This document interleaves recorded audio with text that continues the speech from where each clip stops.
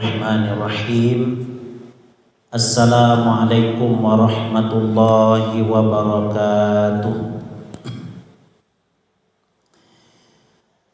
Alhamdulillahi rabbil alamin. Wa bihi nasta'in wa ala umuri dunya waddin. Ashhadu an la ilaha illallah wahdahu la syarikalah wa ashhadu anna Muhammadan abduhu wa rasuluh sallallahu alaihi wasallam.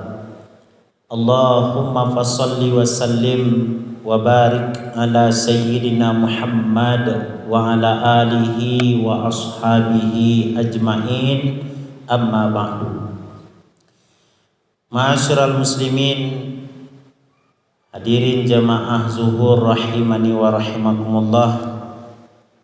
Senantiasa kita bersyukur kepada Allah dengan mengucapkan alhamdulillahirabbil alamin atas nikmat dan karunia yang masih diberikan oleh Allah Subhanahu wa taala kepada kita hingga saat sekarang ini.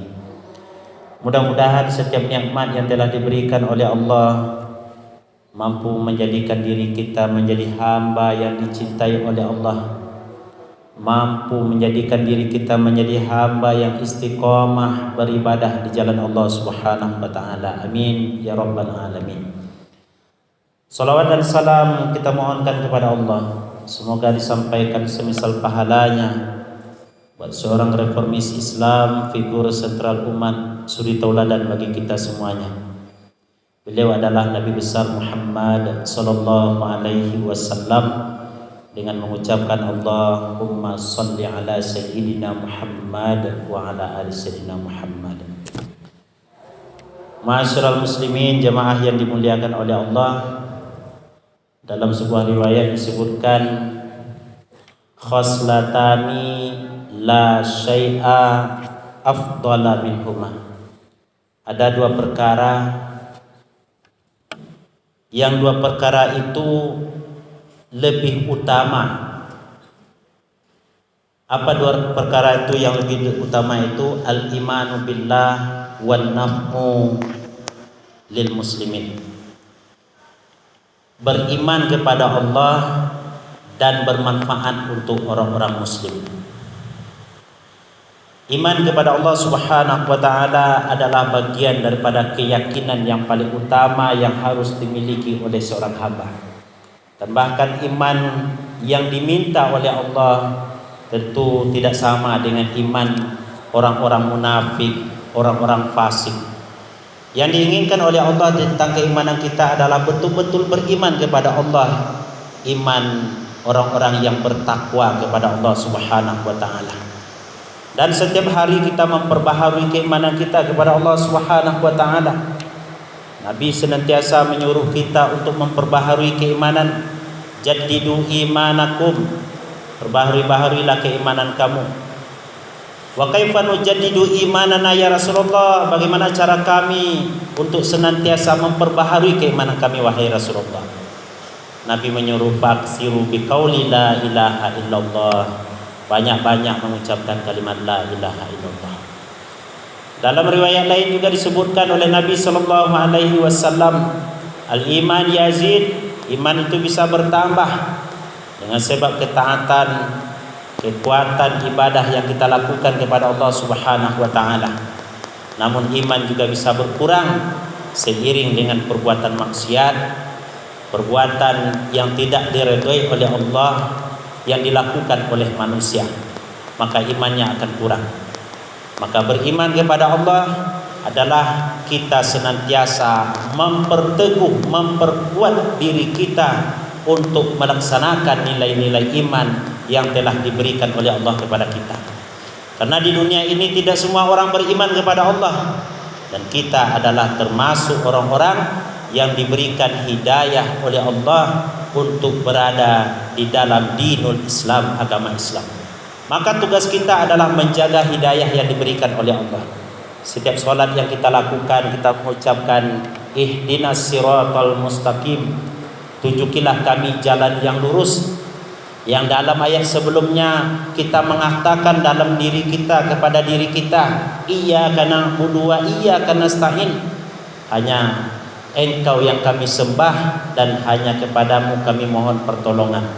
Maka menjaga hidayah yang telah diberikan oleh Allah kepada kita berupa nikmat iman, maka ini adalah suatu yang mesti dan suatu yang wajib dalam kehidupan kita agar selamat dunia dan akhirat. Karena dalam kehidupan di dunia ini, orang yang waktu hidup pun beriman kepada Allah Subhanahu wa taala, sebelum dia mati pun ada juga yang murtad, ada juga yang kafir. Tidak semua orang dengan iman dalam hidupnya yang dibawanya ketika kematian datang kepadanya dengan iman pula kepada Allah. Maka kita mohon kepada Allah, ya muqallibal qulub, wahai yang maha membolak-balikkan hati, sabit qalbi ala dinika wa ala ta'atik. Kokohkan, teguhkan, kuatkan hati ini dalam ketaatan dan dalam agama. Yang kedua, yang paling utama yang bermanfaat itu adalah ketika kita bisa memberikan nilai terbaik di tengah-tengah komunitas kita atau di tengah-tengah kaum muslimin, bermanfaat untuk orang lain. Maka Nabi SAW dalam sebuah hadis mengatakan, khairukum anfa'uhum linnas. Orang yang paling terbaik di antara kamu adalah orang yang bermanfaat untuk orang lain. Sudahkah kita bermanfaat dalam keluarga sebagai ayah yang baik? Bukan hanya dari segi materi, memberikan nafkah, memberikan pakaian, menyekolahkannya, tapi sudahkah lebih daripada itu membentuk karakter anak, memasukkan ruh agama ke dalam hati dan sanubari anak kita untuk senantiasa selamat dalam kehidupan dunia dan di akhirat. Sebagai pemimpin juga mempunyai tanggung jawab yang besar, memberikan manfaat kepada orang lain. Ketika seorang pemimpin tidak menjaga nilai-nilai agama yang telah diberikan oleh Allah dan bahkan membiarkan orang melakukan kemungkaran, maka pemimpin yang seperti ini tidak mendapat tempat nanti di akhirat. Di saat para pemimpin yang adil diberikan naungan oleh Allah, namun ada pemimpin nanti yang justru dia tersedu-sedu jalannya karena dia tidak melaksanakan yang diperintahkan oleh Allah, tidak memberikan manfaat kepada orang lain selama kepemimpinannya. Maka dua hal ini adalah sesuatu yang sangat dicintai oleh Allah, beriman kepada Allah dan bermanfaat untuk orang lain. Kemudian ada pula dua perkara yang itu sangat dibenci dan sangat tidak disukai oleh Allah Subhanahu wa taala. Yang pertama adalah asyirku, melakukan kesyirikan. Kalau orang pada masa jahiliyah dulu jelas yang disembahnya berhala, jelas yang disembahnya patung. Kalau hari ini kita lihat, terkadang justru karena handphone, karena main game, karena permainan, tinggal melakukan sholat. Apa bedanya dengan orang jahiliyah? Kita tidak sama dengan orang jahiliyah, dan tentu kita harus lebih meningkatkan tauhid kita kepada Allah Subhanahu wa taala. Di antaranya adalah menjaga ibadah yang harus kita lakukan kepada Allah Subhanahu wa taala. Jangan sampai dunia, jangan sampai harta, jangan sampai handphone menghalangi kita untuk dekat dengan Allah Subhanahu wa taala. Maka di saat seseorang terhijab hatinya dengan Allah, di saat itulah setan bermain, memasukkan keinginan-keinginan syahwat duniawi, sehingga yang dipuji bukan lagi Allah, yang disembah bukan lagi Allah, tapi adalah dunia. Berlindung kita kepada Allah dari yang demikian. Yang kedua, yang tidak baik bagi seorang muslim adalah waddaru lil muslimin. Dia memberikan mudarat kepada orang-orang Islam yang lainnya. Dia tidak mendatangkan manfaat, tapi justru mendatangkan mudarat. Maka apa yang diperintahkan oleh Allah di dalam Al-Quran berupa ketaatan. Ketika seorang hamba melakukan kebaikan, melakukan amalan soleh yang diperintahkan oleh Allah, maka nilai positifnya dia akan diberikan janji Allah, bukan hanya kebahagiaan dunia, tapi janji kebahagiaan di akhirat yang paling utama nantinya. Namun ketika seseorang melaksanakan yang dilarang oleh Allah, dilarang judi, dilarang mabuk-mabukan, dilarang mengundi nasib, dilarang berzina, dilakukan oleh orang, maka bukan hanya saja di akhirat nanti dia susah, Dia melarat hidupnya justru di dunia dinampakkan oleh Allah Subhanahu wa taala. Wala nuziqannahum minal azabil adana dunal azabil akbar la'allahum yarji'un. Kami rasakan kepada mereka azab yang kecil dulu sebelum nanti azab yang besar.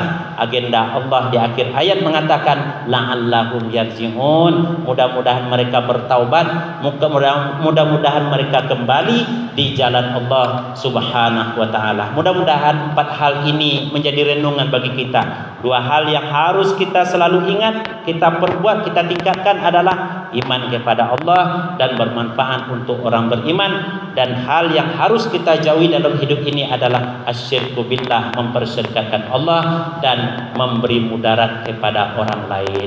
Perbanyak maaf, billahi taufiq wal hidayah. Wassalamualaikum warahmatullahi wabarakatuh.